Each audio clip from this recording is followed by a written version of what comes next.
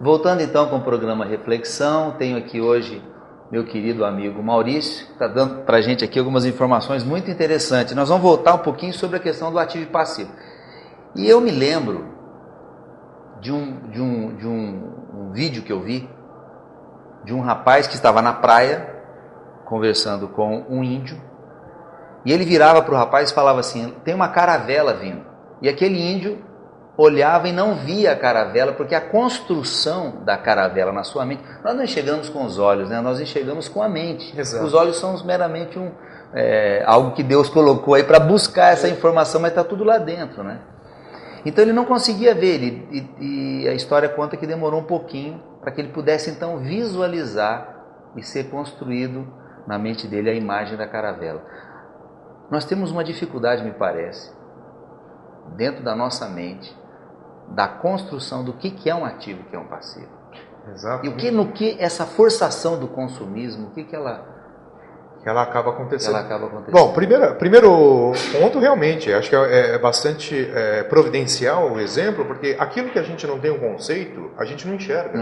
A gente simplesmente é cego. A caravela estava lá. Certo. Mas eu não tenho um conceito, não sei o que é uma caravela, não estou enxergando nada. Por isso que a educação é fundamental nesse processo, Maurício. Exatamente.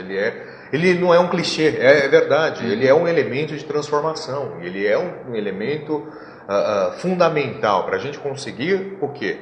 Né?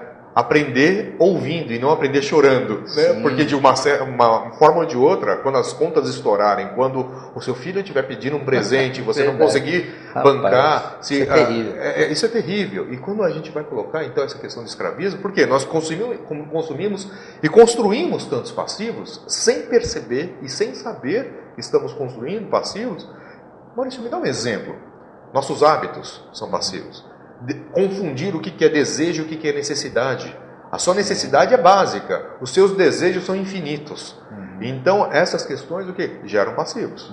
Se a gente começar a elencar, falar, olha, os hábitos de vida, não estou dizendo para a gente viver num ostracismo da sociedade, mas que nós estejamos conscientes para que não sejamos escravos. Né? E o escravismo é um escravismo moderno, chamado consumismo, muito bem colocado pelo pastor, porque é uma pseudo, né? É uma falsa liberdade. Sim. Eu falo o que eu quero, eu faço o que eu quero porque eu consumo. E aquela velha frasezinha da sexta-feira à noite, para quem trabalhou muito duro durante toda a semana, chega na sexta-feira à noite, o que vai falar? Eu mereço. O pessoal do marketing, né, que gostou, e não do marketing de uma forma pejorativa, mas colocaram isso e falaram, eu mereço. Então, quando você merece tudo. Né? Eu mereço consumir, eu mereço, enfim, tudo que é de bom, e você acaba se extrapolando nisso. Por não diferenciar, porque o eu mereço está maior do que enxergar um ativo do que um passivo, e aí a gente começa a ficar escravo. Não adianta reclamar que eu estou trabalhando 12 horas, 14 horas por dia, quando a gente vai olhar a questão financeira, é uma questão bastante sensível. Quando a gente vai olhar para casais que têm o quê? O Gustavo Cerbasi, ele fala, casais inteligentes enriquecem juntos, mas a essência disso qual é? A essência é casais que não têm projetos em comum. Isso é a parte triste, porque cada um vai ter um perfil de consumo, para um somente ativo. Então, eu dobro o meu passivo. O casamento, então, é uma associação tendo um fim comum. Exato. Sem isso, não há nenhum porquê estar junto.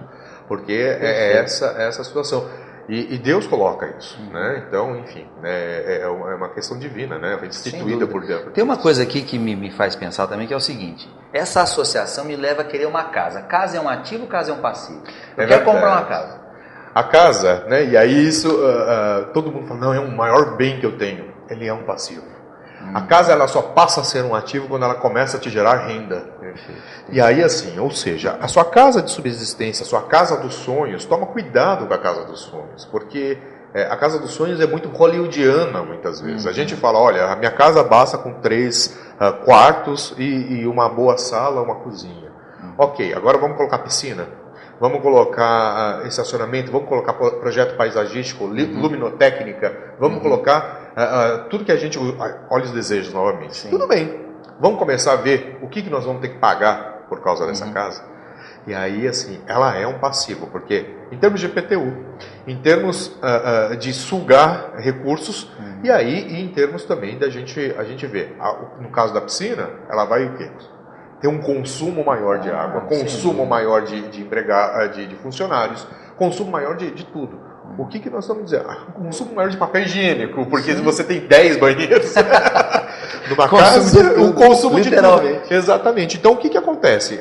Não estou dizendo para a gente ter uma vida frugal, mas que a gente tenha consciência que para sustentar essa casa hollywoodiana, nós temos que saber que ativos que vão cobrir isso aqui.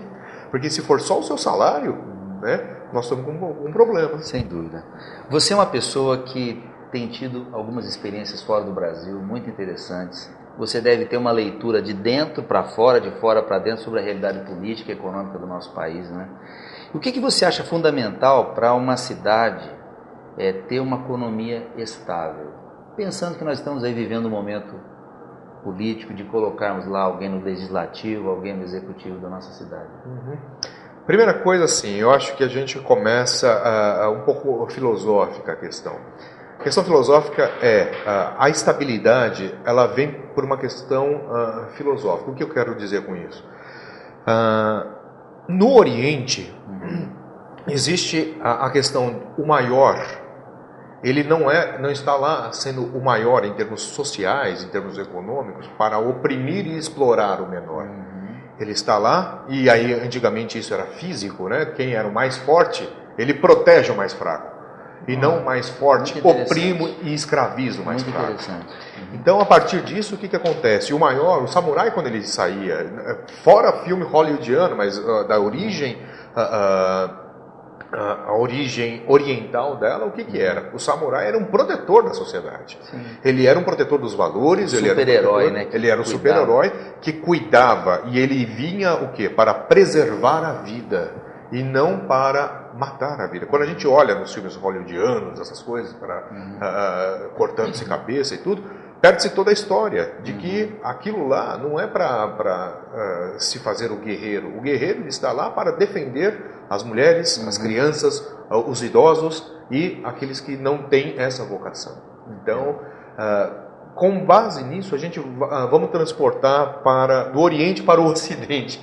O Ocidente, a gente sabe que a filosofia foi um pouco torcida, né? Você fala, o mais forte ele sai aí para ser o valentão, para bater no mais fraco. Arte marcial você aprende para defesa, para defender o mais fraco, e não exatamente para falar que você é o valentão e que você vai bater. É uma concepção completamente diferente. Né? Exato. Então, quando a gente está num meio político, e aí eu acho que é interessante e importante a gente olhar para esse tipo de filosofia. As pessoas que estão, que têm o preparo, né, para cuidar o quê? Das leis, da execução e da vida em comum, e a vida em sociedade, ele está lá para não benefício próprio, mas ele está para servir. E quando ele está para servir, ele está para proteger uma sociedade. Então, a partir do momento que a gente começa a perceber o perfil desse tipo de filosofia, de candidatos que estejam, né, colocados numa posição de servir e não exatamente de explorar ou de ganhar benefícios próprios, aí sim a gente começa a ter uma estabilidade. Isso de um ponto de vista filosófico, do ponto de vista prático. Existe assim, quase que uma separação hoje falando que existe um perfil técnico e um perfil político. Certo. Essa questão do perfil técnico, e aí assim, eu vou como técnico que sou, né? Então, acredito que eu vou pegar um gancho com a vovó, né? A vovó já dizia o seguinte: não adianta o quanto, Maurício, não adianta o quanto você chore, o quanto que você berre, o quanto que você se esperneie. A verdade é a verdade, ela não mudou porque você esperneou. A verdade, ela tem a sua força. A verdade, daqui a 1000 anos ela vai estar lá. Ela não é relativa, ela é a verdade. Ela é a verdade. Então, entre uma decisão técnica e uma decisão política, que é relativa, sim, né, eu sempre tenho e oriento meus alunos e oriento as pessoas a tomarem uma decisão técnica, por mais dura que ela pareça ser na hora. Mas ela tem a tendência de se perenizar. Né? E aí a questão política, ela é Mas a questão técnica, se fosse pela questão técnica, se fosse pela questão de causa e efeito somente, né, do segredo, né, o livro O Segredo que todos falam, né? Se fosse só causa e efeito no mundo, o que acontece? Uma pessoa que caiu em desgraça uma vez, ela ia só, a lei da atração, ela só ia atrair desgraça. Sim, sem dúvida. O que acontece? Onde está a falha ou a oportunidade nesse livro? É o que a Bíblia nos fala, da graça. Porque o que acontece? Se você tiver podre, vai ficar cada vez mais podre, cada vez pior. A graça vem resgatar. Isso é maravilhoso. E aí ela vem e resgata e fala, é o seguinte, tudo começa de novo.